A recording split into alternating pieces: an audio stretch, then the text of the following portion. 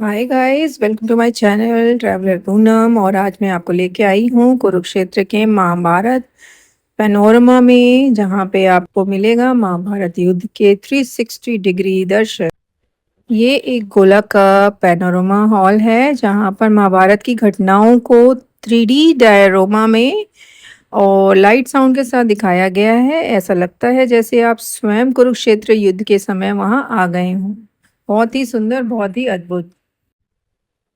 यहाँ आपको महाभारत के समय जो महाभारत युद्ध हुआ था कुरुक्षेत्र में, उसका पूरा वर्णन 3D में दिखाया गया है, जो कि देखने में बहुत ही सुंदर है। और यहाँ पर आपको भीष्म पितामह की सैया, द्रौपदी का चीरहरण और कृष्ण अर्जुन की गीता उपदेश जैसे प्रमुख दृश्यों को बहुत अच्छे से देखने को मिल सकता है। और यहाँ पे आपको बहुत ही अच्छा एक्सपीरियंस मिलेगा।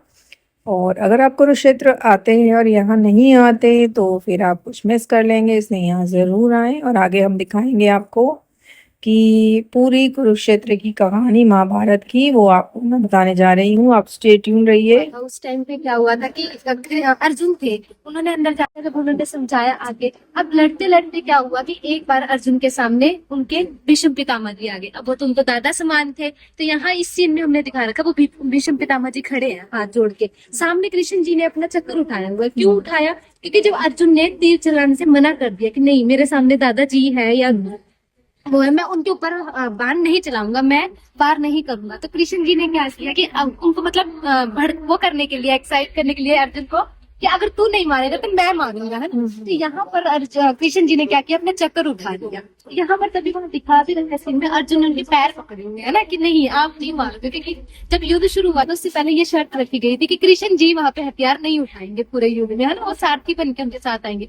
लेकिन यहाँ हथियार उठाया तो अर्जुन ने उनके पैर पकड़, लेकिन नहीं। और सामने जो भीष्म पितामह वो हाथ जोड़ के क्यों खड़े हैं? क्योंकि ज्ञानी थे, उनको पहले से ही पता था कि कृष्ण जी क्या है, भगवान है। अगर उनके हाथों मृत्यु मिल रही है तो वो स्वीकार करने को तैयार नहीं, इसलिए वो अपने रथ से उतर के हाथ जोड़ के खड़े हो गए कि आप चलाओ अपना चलो। लेकिन अर्जुन ने यहाँ पे उनको रोक लिया साहब, ठीक है। अब यहाँ से जब वो आगे की ओर गए, यहाँ पर भी हो गया कि उन्होंने रोक दिया, उनको नहीं माना। यहाँ पर क्या हुआ, कामरूप के राजा थे जयद्रथ, है ना, जयद्रथ थे। अब वो रिश्ते में तो उनके जीजा लगते थे। अब यहाँ पर वो लड़ किसकी तरफ से रहे थे? कौरवों की तरफ से लड़ रहे थे। अब उनके पास एक हथियार ऐसा था, एक तीर ऐसा था कि अगर उन्होंने वो चलाया किसी के ऊपर तो वो सामने वाला बंदा बचेगा नहीं। अब उन्होंने वो तीर किसके लिए बचा के रखा हुआ है? अर्जुन के लिए, कि मैं तो अर्जुन के ऊपर चलाऊंगी। तब यहाँ पर जब वो लड़ते लड़ते आए, उन्होंने मतलब युधिष्ठिर को भी हरा दिया सबको।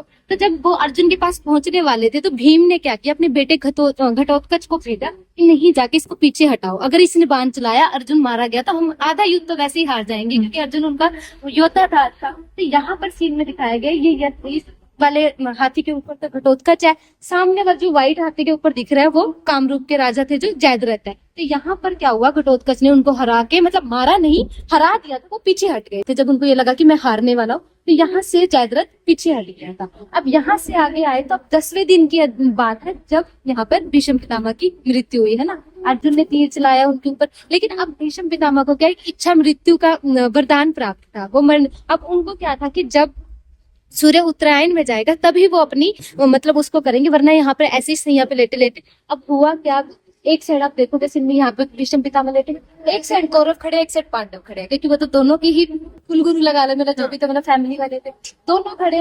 अब वहां से पांडव उनको ये बोल भी रहे कि आप क्यों अपनी इच्छा शक्ति का यूज करके इतने कष्ट में हो। तो लेकिन उन्होंने बोला कि नहीं, मैं तो सूर्य उत्तरायण में ही अपने प्राण को त्याग करूंगा, नहीं तो ऐसे। तो उन्होंने उसी सिंह पे लेटे लेटे मतलब पूरा युद्ध भी देखा। उसके बाद जब उत्तरायण हुआ उसके बाद अपने प्राण को त्यागा था। अब यहाँ पर इनके बाद, अब यहाँ तक देखेंगे ना, तो यहाँ भीष्म पर्व बोलते हैं हम। 10वें दिन तक का जो अध्याय है ना महाभारत का, भीष्म पर्व बोलते हैं। क्यों? क्योंकि तब तक भीष्म पितामह उनके सेनापति थे, है ना, कौरवों की तरफ से सेनापति थे, वो लड़ रहे थे। अब जब यहाँ से आगे आए, अगला चलते, अब यहाँ पे क्या हुआ, अब यहाँ पर अब ये व्हाइट के ऊपर द्वारा कौन है, फिर से आ गया जयद्रथ, जो हार के पीछे भागा था, घटोत्कच ने हरा दिया था। अब वो फिर से आगे आ गया।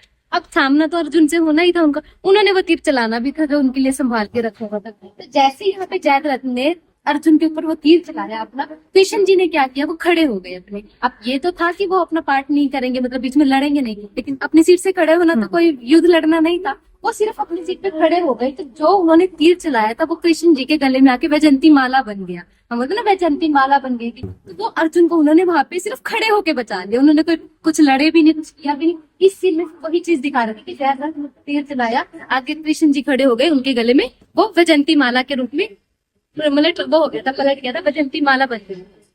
अब यहाँ से अगर आते हैं, अभी यहाँ पर आप देखोगे अभी तक भीष्म पर्व था, अभी द्रोण पर्व स्टार्ट हो गया है ना। जब भीष्म पितामह जी की मृत्यु हो चुकी थी उसके बाद द्रोण पर्व आ गया था। द्रोण पर्व मतलब अब उनके सेनापति द्रोणाचार्य जी थे, हाँ। तो द्रोण पर्व इसको बोल दिया। अब यहाँ से आगे आई, अब यहाँ इस सीन में दिखा रखा है चक्रव्यूह का, जिसमें अभिमन्यु की मृत्यु हुई थी। तो इन्होंने कौरवों ने क्या किया, अभिमन्यु का चक्र है जिसमें फंसा हाँ यहाँ चक्रव्यूह बनाया गया था जिसमें अभिमन्यु बना था। अब यहाँ पर हुआ क्या, अब कौरवों ने बोला कि ऐसे तो ये हार नहीं जाएंगे है ना, मरेंगे नहीं, तो इनको करना क्या पड़ेगा, चक्रव्यूह रचा इन्होंने। अब उस चक्रव्यूह को भेदना सिर्फ आता था अर्जुन। यहाँ पर क्या हुआ, जब वो चक्रव्यूह लेके आगे आ रहे थे तो इन्होंने कौरवों ने क्या किया, इनके पहले ही दो साथी अर्जुन को तो लड़ते लड़ते दूर ले गए, बहुत दूर ले गए कि वो आ ना पाए वहां पे। अब यहाँ पर चक्रव्यूह को भेदना भी बहुत जरूरी था, तो जो इनके ये हो गए अभिमन्यु हो गए, और इनके ताया जी हम बोलते थे युधिष्ठिर होते, तो युधिष्ठिर भीम और ने इनको क्या बोला कि आप जाओ युद्ध, क्योंकि अब अंदर जाना तो आता था अभिमन्यु को चक्रव्यूह के, लेकिन बाहर निकलना नहीं आता था। अब उन्होंने अंदर जाना भी कब सीखा था, जब वो अपनी माँ के पेट में थे, है ना। अर्जुन उनको बता रहा था अपनी पत्नी को सारी, तो उन्होंने अंदर जाने की तो सुनी, लेकिन बताना बाहर आने की बताने लगा तो वो सो गई थी, तो अभिमन्यु को बाहर निकलना नहीं आता था। यही सेम चीज अभिमन्यु ने वहां पर उनको बोली कि अब मैं अंदर तो चला जाऊंगा लेकिन मैं बाहर कैसे आऊंगा। तो तब उन्होंने बोला कि उसके मतलब परिजनों के भीम और ने कि आप अंदर जाओ, हम आपके पीछे पीछे ही है। लेकिन अब यहाँ पर इतनी ज्यादा वो सुरक्षा मतलब वो कर दी कि वो अंदर तो मतलब अंदर तो चला गया, लेकिन पीछे से युधिष्ठिर भीम और साथ में नहीं जा पाए, क्योंकि जैसे ही अभिमन्यु घुसा उन्होंने चक्रव्यूह को बंद कर दिया, कौरवों ने स्ट्रॉन्ग कर दिया। और अब अभिमन्यु क्या हुआ, अंदर फंस गया, अंदर फंस गया तो वो मारा भी गया। तो वहां पे जो चक्कर लेके बीच में खड़े वो अभिमन्यु है, बीच में दिखा था जिन्होंने किया था।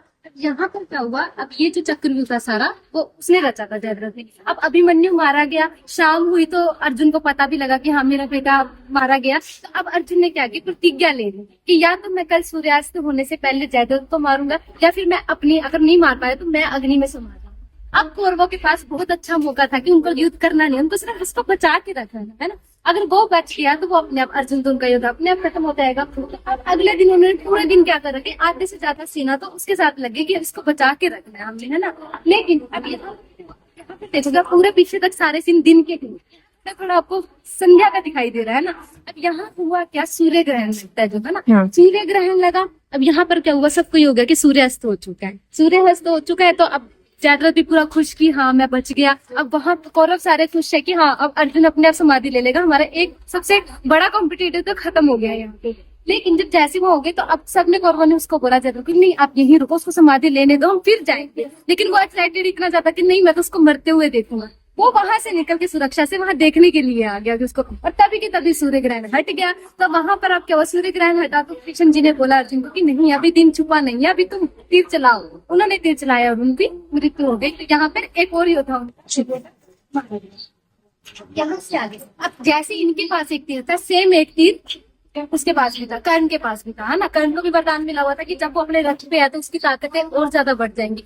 तीर भी था उसके पास, तो उसने वो तीर चलाया तो वो तीर से कोई नहीं बच सकेगा। अब वहां पर क्या था, सबको फिर से वही कि उन्होंने वो तीर किसके लिए रख रखा है, अर्जुन के लिए, है ना। तो अब जैसे जैसे वो लड़ते हुए आगे आ रहे हैं तो अब घटोत्कच को ये बोला गया कि आप जाके इतनी तबाही मचा दो युद्ध में कि मजबूरन कर्ण को वो तीर आपके ऊपर चलाना पड़े, है ना, ताकि वो बच जाए। तो अब यहाँ पर घटोत्कच के वानर था, राक्षस था, उसने अपना साइज इतना बड़ा कर लिया कि पूरी तबाही मचा दी, उनकी सेना को मारना शुरू कर दिया। अब कौरवों को टेंशन हो गई कि मतलब इतना मार रहा है तो ये तो सारी सेना ही खत्म कर देगा, लड़ेंगे कैसे।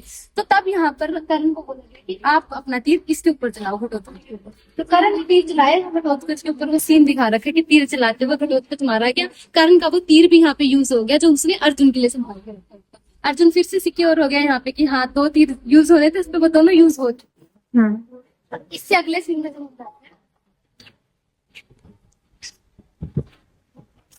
अब यहाँ है ना, अब वहां पर उसका भी खत्म हो गया। अब यहाँ क्या दिखा रखा है, अब सीन में देखोगे रथ के ऊपर जो नीचे क्या है, जो पहिया को धक्का लगा रहे वो कर्ण है ना, कर्ण है। अब वहां पे क्या हुआ, उनका पहिया था जो वो धस गया चिकन से। अभी मैंने अभी बताया पहले कि कर्ण को वरदान मिला होता कि जब वो अपने रथ के ऊपर है तो उसकी शक्तियां डबल होती, लेकिन अब वो नीचे उतरा मजबूरन अपने रथ को बाहर निकालने के लिए।